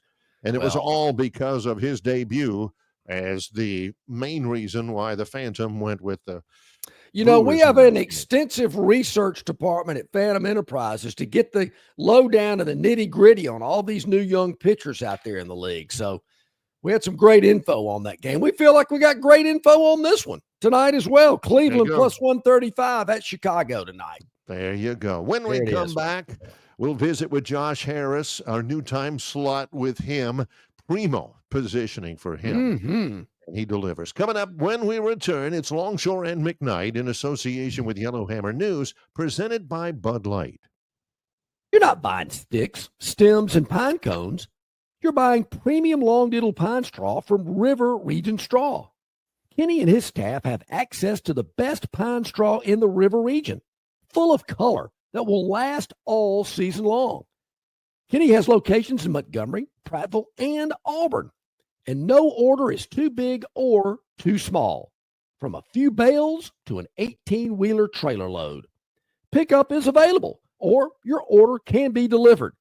They can even spread your pine straw if you like. So call or text Kenny today, 669-5959. That's 669-5959 for all of your pine straw needs. The Bush Guide, cold and smooth survival skills. For a successful stint in the great outdoors, pack accordingly. Place heavy essentials near your spine for stability in rough terrain, with light items near the bottom. Now, you may be wondering, where does the Bush Light go? In your stomach. Bush. Head for the mountains. Enjoy responsibly. Copyright 2023, Anheuser-Busch, Bush Light Beer, St. Louis, Missouri. The Destin Connection Seafood Market offers the freshest seafood direct from the Gulf of Mexico with deliveries daily. Snapper, grouper, pompano, flounder, copia, along with medium, large, and jumbo shrimp, hand-picked crab meat, and chucked oysters. They can even cook your order for easy, quick pickup. The Destin Connection can make a po' boy with any of their seafood items that folks in New Orleans rave about. Go by and see them at 3750 Norman Bridge Road or call 288-4272 for pickup orders. Okay, in about 29 minutes to the top of the hour, we bring in our friend Josh Harris. He is the money line magician joining us on this Wednesday. Josh, how you doing today? Doing great. Doing great. I heard you all talking about all the exciting sports to watch on TV these days. I had Arizona and San Francisco 2 nights ago. San Francisco live money line. Plus 400. Right. They came back and then blew it in the 8th. The things we do this time of year. Oh, for enjoyment, the things we do, to pass the time. I got to ask you about this because we were talking about kind of the news of the day. We flipped the calendar into the 1st of July yesterday, and that was the first day that you could pay players if you were a institution of higher learning. You can actually cut a paycheck to a student for tens of thousands of dollars for them to play athletics. The question to you is this, and I consider you rank and file. You're the face of the college fan to us. You're the embodiment. You're the personification. If you look at average fan and you get a mock-up, John, you get AI to say, show me average college fan, it'll look like Josh Harris. We agree with that. That's fair. Do you care about all that? Do you care about players getting paid, or how much they're getting paid and what this salary cap is, and or do you just want to watch the games? This time of year, I just want to watch the games. But maybe once football season starts, I'll take anything right now. But as far as overall, as long as it doesn't impact the competitiveness of the games, and you don't start having 2 top-heavy teams, right, that are winning it every single year, and the competition's fair. I mean, that would be ideally what I'd like to see. If you take out being an Alabama fan aside, where we were dominant for so many years, is more competition amongst the leagues, right? Can you have, like in basketball, like a Texas State, right? They've got money in Texas. Could Texas State be good, right? So if you can start seeing some teams like that maybe weren't any good before, but now they're competing, I think that'll make it interesting. But ultimately, I just want to see good football, right? And that's it. And the product now, John and I were talking about it, love the way things are headed off the field or hate the way things are headed off the field. It's the reason why I asked you in the first place. I don't think there's any doubt, and John and I are in agreement, which is rare, that the actual product on the field has never been better. Agreed? 100%. I mean, and they keep trying to make it better. Like they're not happy with maintaining the status quo where we had for years and years and years, even before the playoffs, it was the most relative national champion ever. It was like, who do you pick to go to the bowl game, right? Who do you want to win the night? Then we started having playoffs. Then we had BCS, right? That was a little bit better. Now we have playoffs. Now we're getting the playoffs that are going to be bigger. Now we're allowing people to pay players, right? Which should have been done. All this should have been done a long time ago, right? It's like they built the NCAA. It's like when you're building a house. If you want a white house with a white picket fence, build it that way the first time. This is the way that college football should have been from the beginning, right? But instead, they built college football with a gray house and an orange picket fence, and now they're having to fix everything, right? But if you just would have built it the right way the first time, which is why not pay the players? This is America, right? Pay the players, right? It's just they're bringing you in money, so they deserve money, okay? Have a playoff. Every other sport has a playoff.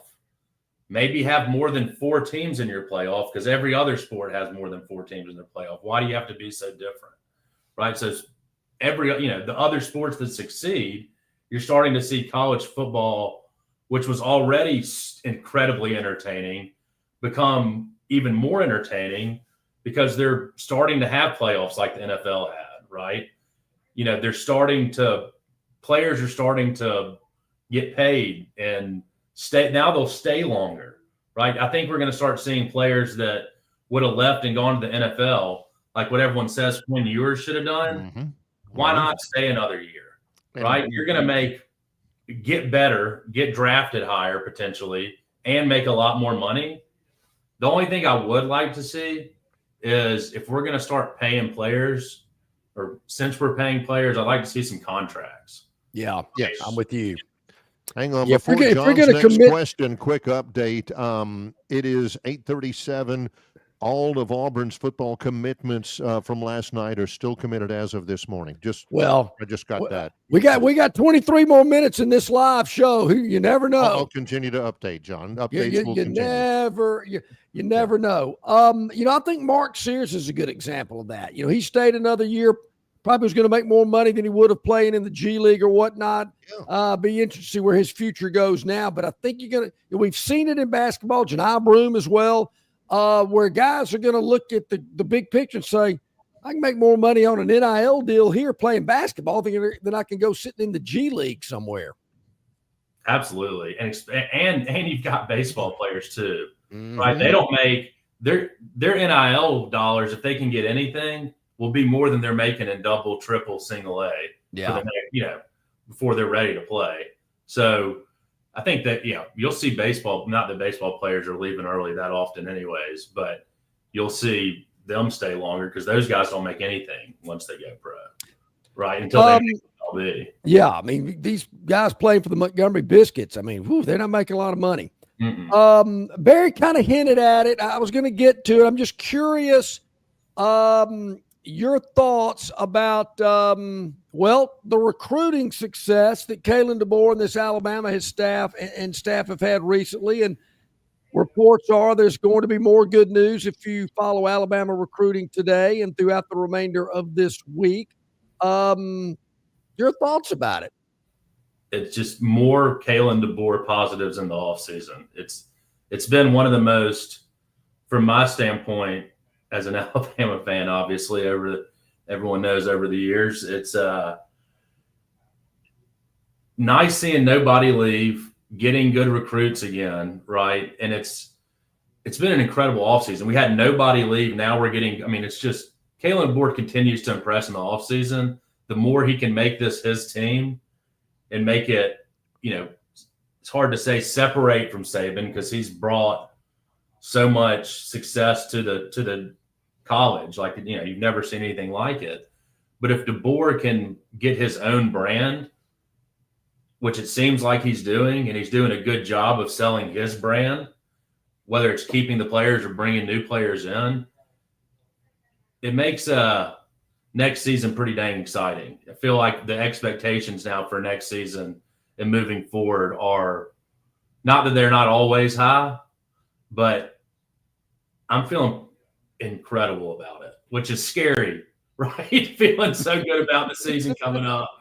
It's like I'm waiting for somebody to leave or for some scandal to come out or for someone to get a DUI or something. But like, it's just all we hear in the offseason from Alabama football is phenomenal news. So when is the last time we heard a good scandal? Really anywhere?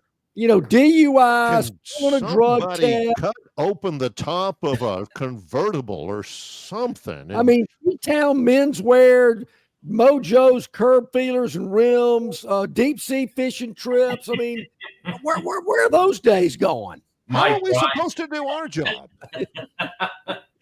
We need Mike Price back. That was a good scandal. Oh, that drove us until the dawn. I'm telling you. See, that used to get us through the summer. There was always some off the field issue back in the day. Something was happening, whether it was Terry Bowden going to a James Taylor concert or Tuberville leaving practice early to go duck hunting. I mean, those things could get us through, but man, these athletic departments have just put a muzzle on all of it. You don't hear anything anymore. I'm in Atlanta, so I hear it every single week.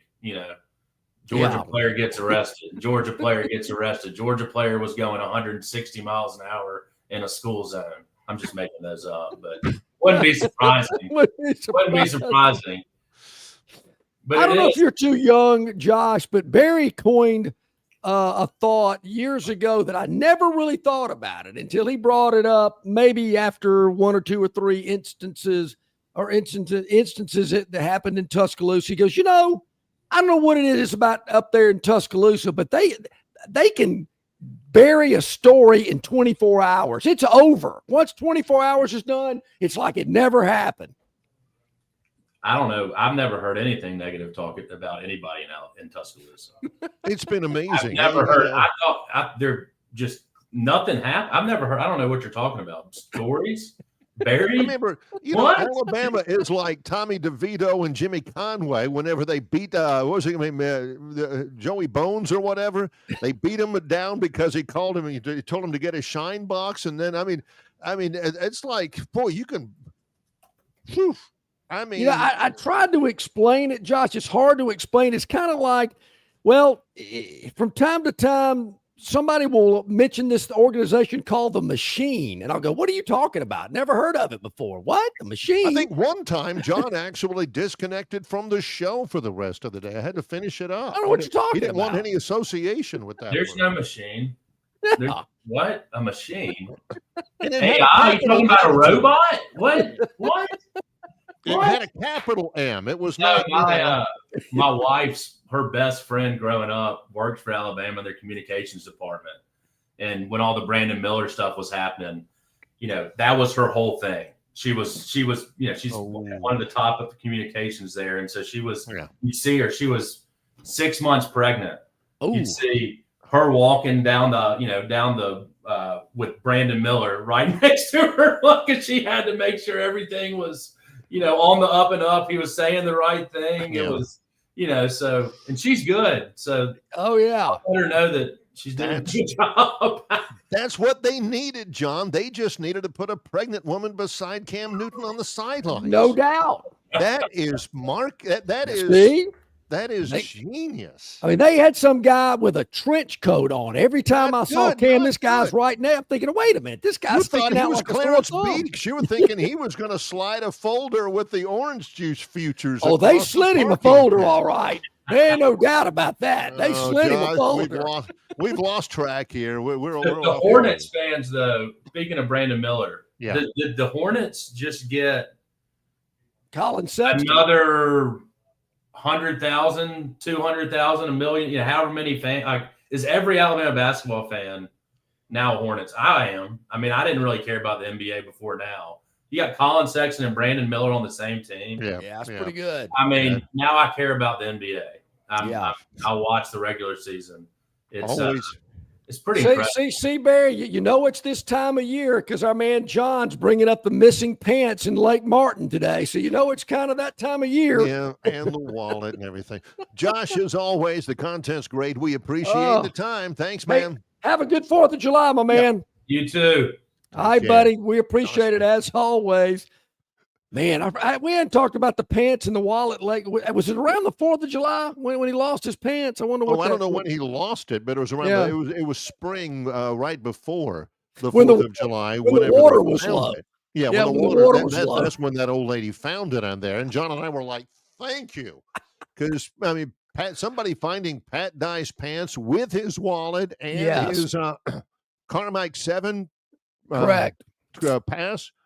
That helped us throughout a very slow spring at that point. When we come back, it's the Gurn Jr. Victoryland 777 Topic Wheel in association with Yellowhammer News, Longshore and McKnight, presented by Bud Light.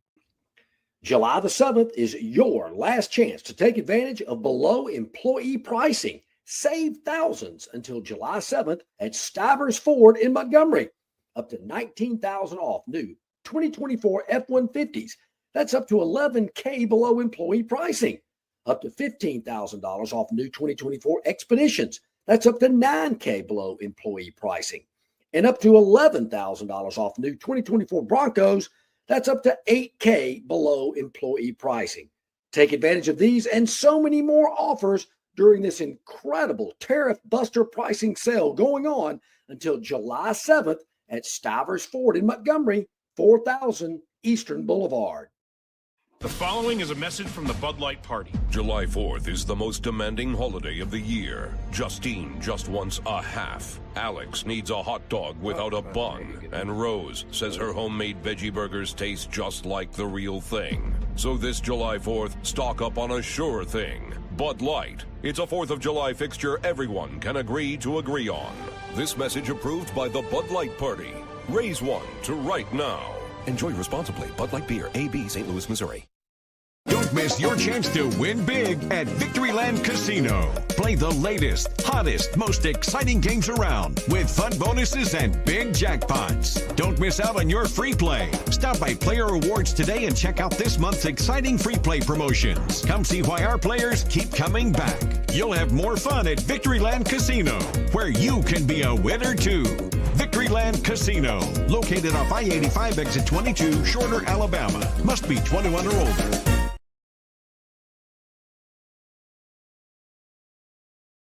Okay, back at it here, about 13 minutes to the top of the hour.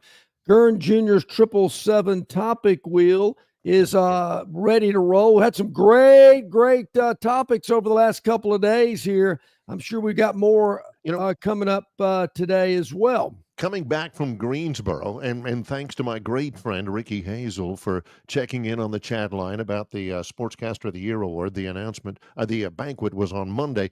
Coming back down from Greensboro, went right by yesterday afternoon at the Victoryland 777 Casino down exit 22, I-85 in Shorter, Alabama.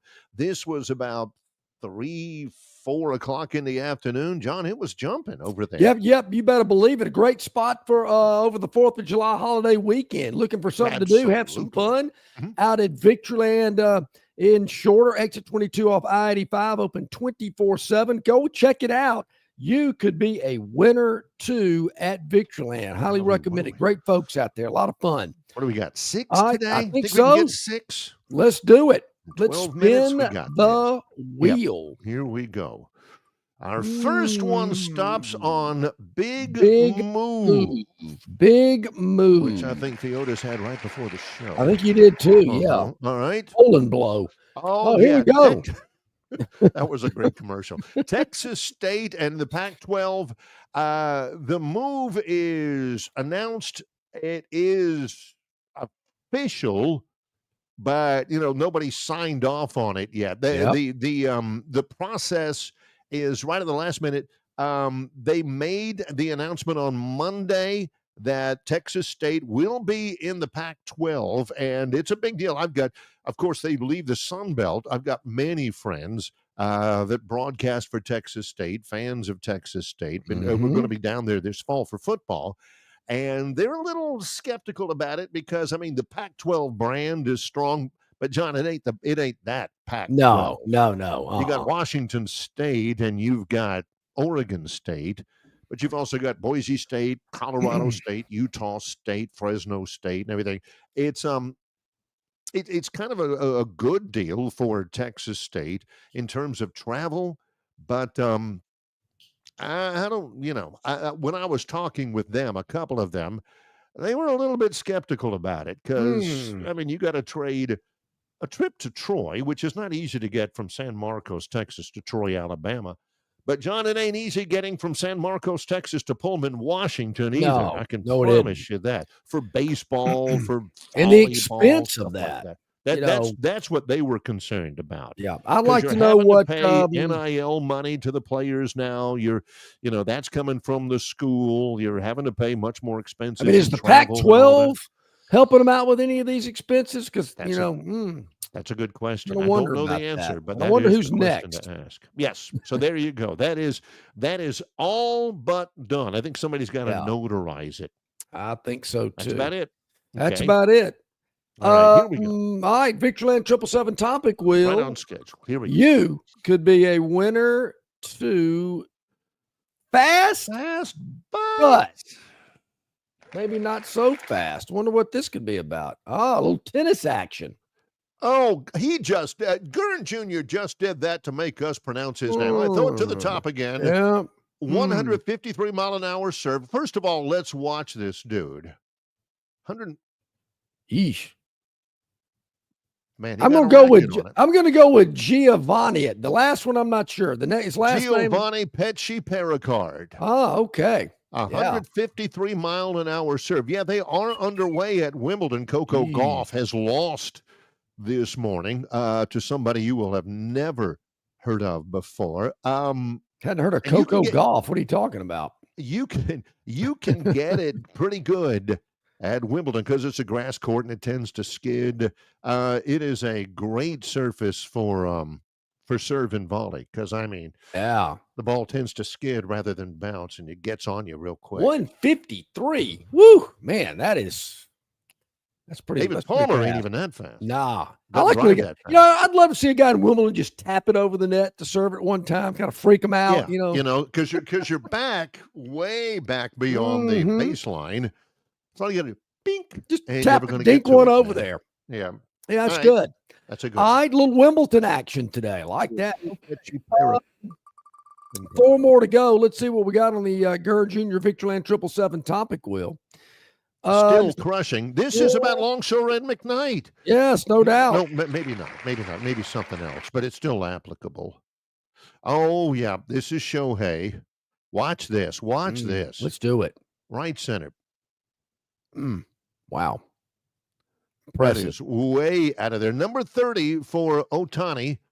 See all those empty seats there, John? Let's watch this. He's waving it. He's that guy. Well, why? Can we run it over again from the very beginning? I always watch. They watch the fight. I watch the pitcher. Watch the pitcher. Crap. Yeah. Well, Barry, what they're playing the team with the second worst record in the league in all of Major League Baseball, I believe. Yeah. Thank you, Colorado Rockies. Yeah. This guy's like son of he's going to be on all the highlights on SportsCenter and everything. That's a bad feeling, John. Yeah. He's done that that Ohtani, to a lot he's of the pitchers. guy. He is the guy. All right. Let's see what else we got. Holy smokes, he hit the snot out of that one. All right, here we go. Happy birthday, Panic Move. And I just walk him. Every time he came up, Barry, I just walk him. Why even let him swing at it? You're the same guy.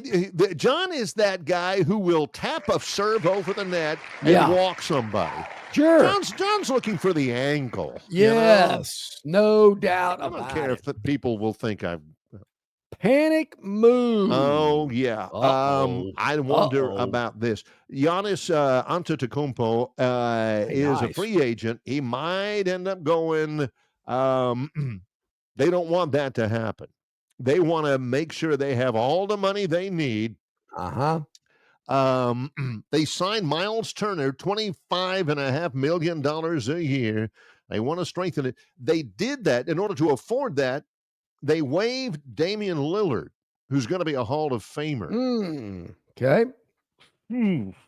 A lot of people say Lillard's on the downside of his career, but man, they need Giannis. They've got to have him.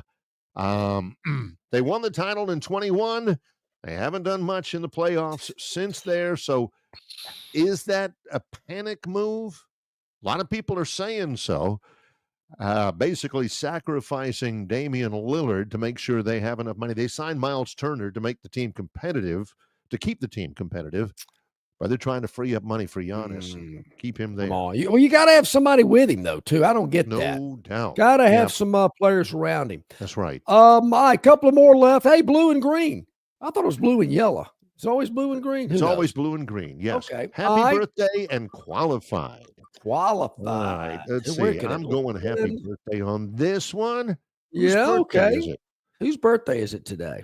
Today, July 2nd, 1947. Man. Larry David. Larry David. No way. Curb Your Enthusiasm. For Seinfeld. Played in, oh my gosh, John. Why can I not think about it? Arrested Development. Yeah. Born this day. That would make him 78 years old. I did not realize Larry David. 78. I was a big fan of Curb Your Enthusiasm. That was a pretty funny show. That's what I meant. Curb Your Enthusiasm, not Arrested Development. Curb Your Enthusiasm is the one I stand corrected. Seinfeld was great. Had Larry David's stamp all over that. Happy birthday, Larry David. My normal rule is never to trust somebody with two first names, but him, I'll take him. Why not? I hear you. All right, let's go with one more. Got to make it official. And if this isn't the topic, I've got one I'm going to throw at you, Barry. If this is not it, I don't think it is, though. Qualified.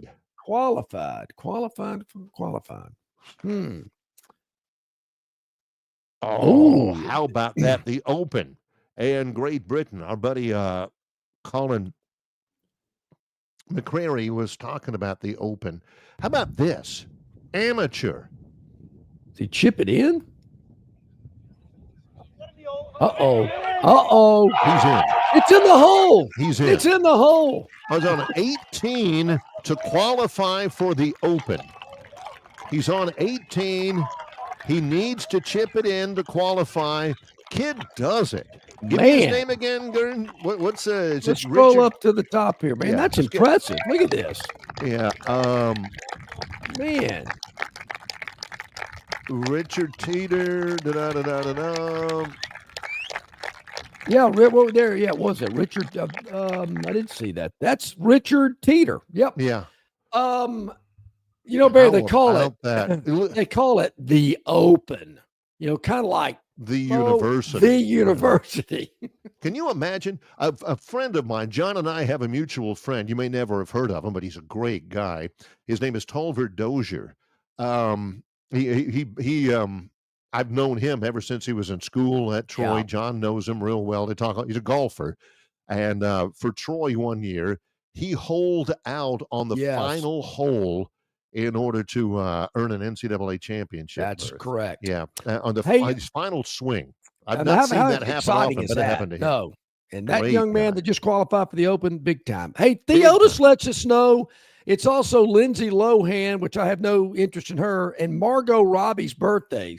I saw a movie last night. Margot Robbie was in with Will Smith called Focus. Yes, that was a very good movie. She is an attractive woman. I'll just tell you that. She's and John attractive. Says if he ever believes in reincarnation, that's what he wants to come back. That was now her best role though was Wolf of Wall Street. Yes, with Leonardo DiCaprio. That was That was the one where she captured the most attention. Oh, she did. I would think. Yes. I got to ask you this question before we go. I heard it yesterday. You know me. I'm no baseball guy. I'll admit it. I'm proud of it. You've already hit me up with the Ronnie Daniels. Yeah. Okay. I saw yesterday. I'm having lunch. I'm listening to Colin.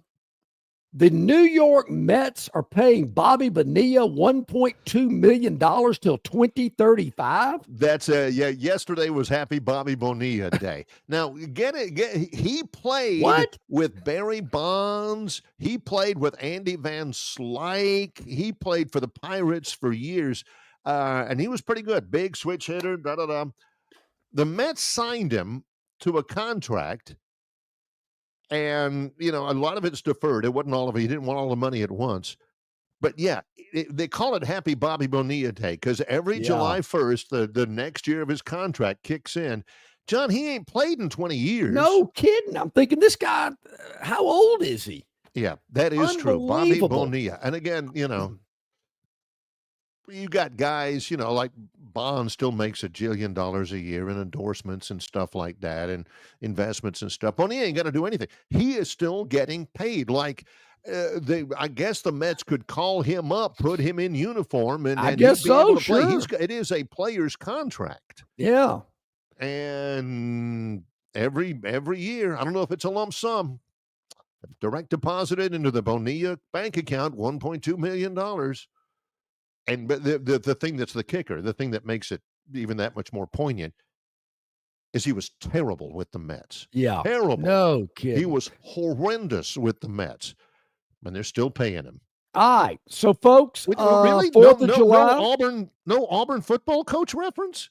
Golly. No paying well, somebody for... Yeah, we're kind of pushed for time, so I guess I can't get off on that tangent, I guess. All right, before we leave, we get a happy 4th of July from our man Dennis Mitchell, who turns 57 tomorrow. And Dennis says he needs a date. Any woman around my age or younger, please let me know. Dennis is looking for a lady friend. Ladies, you don't know what you're missing. Come on now. I mean, this guy is a true gentleman. If you hear this sound, that is opportunity knocking. Yeah. All right. I mean, Huddle House. Can we... Professional wrestling. What was the other one? Got to be a Christian woman. Yeah. I think no smoking. Yeah. Yeah. But I forgot what the criteria was. We can provide references. We can give references. Great guy. He'll hold the door open for you. He'll pull your chair out and seat you there and everything. I mean, Barry, think about it. What better place to go than Longshore and McKnight on the River Region Straw chat line to find a date? Hey, shoot your shot. We'll close on this. Yeah. We are not going to be back until Monday. Between now and then, 2 things to bear in mind. Number 1, we live in the greatest country that has ever been graced upon the face of this planet, and we will celebrate its independence for year number 249. Yep. Coming up on the 4th of July. Don't forget it. We'll be back on Monday. And number 2, John, everybody get together. Dennis needs a date. Dennis needs a date. He'll be 57 tomorrow. Prime of life, John. Sure. A lot of love to give. And I would echo Barry's sentiments. Yeah, that's right. 4th of July, along with a lot of people are going to be with family and friends. Just remember how thankful we should be, because we do. We live in the greatest country on the planet, and we've got a lot of freedoms that we certainly might overlook from time to time. But getting with family and friends over the 4th of July, kind of makes you remember it, step back and reflect a little bit. Yep. I'm going to be in a 4th of July boat parade on Friday, Barry, with a lot of American flags. I got to admit, there are probably going to be a couple of MAGA flags floating around as well where I'm going to be. I think he's very popular in that part of the world, which is known as South Alabama. Oh, okay. I was about to say, if you're on Lake Martin, the best flex would be a pair of seersucker pants with a wallet stuck in there. You're just flying over there. The Pat Dye's Pants boat. Yeah, hey, that's a good one. I got to remember that. All right, everybody, have a great 4th of July. As Barry mentioned, we'll be back on Monday, but you can watch us anytime on YouTube, on Facebook, on Instagram. Of course, we're on X, Spotify. You can listen to us. Yep. So many great ways to check out the content. Hit the like button. Hit the subscribe button. You never miss any content, and you always get instant notification. Thanks to CJ Duncan for joining us. Also, Josh Harris for being a guest as well. Our producer, Gurn Jr. He's John Longshore. I'm Barry McKnight. It's Longshore and McKnight in association with Yellowhammer News, presented by Bud Light.